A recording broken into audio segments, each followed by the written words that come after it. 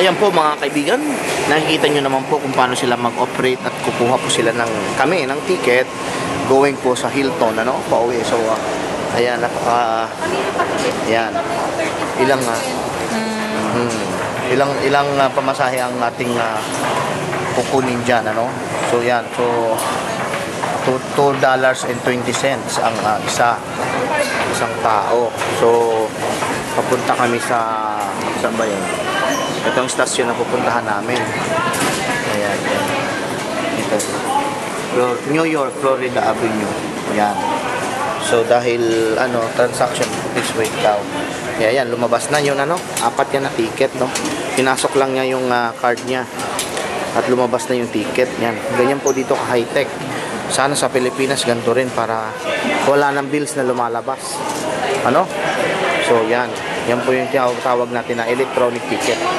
Ayan. So, napaka-busy po dito talaga sa Union Station. So, sobrang daming tao.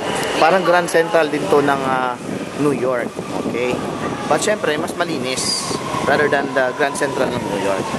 Okay? So, maganda rin po yung place dito sa Washington.